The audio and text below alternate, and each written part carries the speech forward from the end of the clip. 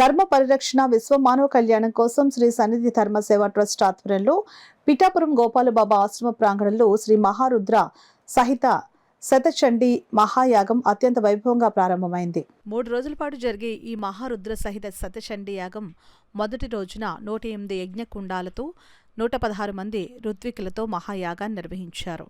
అదేవిధంగా మహాశివునికి అమ్మవారికి ప్రత్యేక పూజలు, వేద పండితులు నిర్వహించారు. అదేవిధంగా గోపూజ తదితర కార్యక్రమాలు అత్యంత వైభవంగా నిర్వహించారు. ఈ చండీయాగానికి నాగసాధువులు, యోగులు, పలువురు పీఠాధిపతులు తరలివచ్చి పూజలు నిర్వహించారు.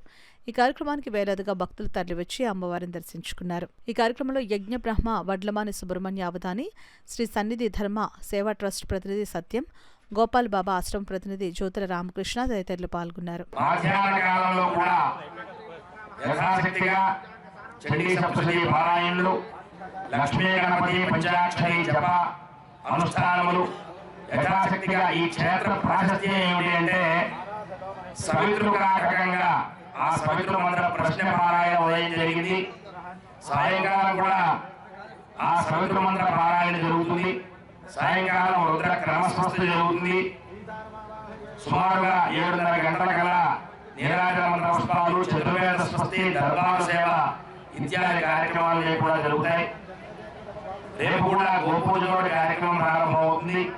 కావున భక్తులందరూ కూడా మీ యొక్క అభీష్టం ఏదుందో, మన కోరికలు ఏవైతే ఉన్నాయో ఆ కోరికలను నెరవేర్చుకోవడానికి ఇది అత్యంత శ్రేయోదాయకం.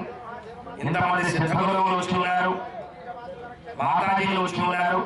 వారందరి యొక్క ఆశీస్సులు కూడా మన మీద ఉంటాయనడానికి ప్రత్యక్ష కారణం ఏమిటి అంటే వరుణదేవుడు కూడా మనం ఎక్కువ ఇబ్బంది పెట్టకుండా చిరు వర్షాన్ని ఆయన యొక్క ఆశీర్వచనాన్ని మనందరికీ కూడా అందించి ఉన్నారు.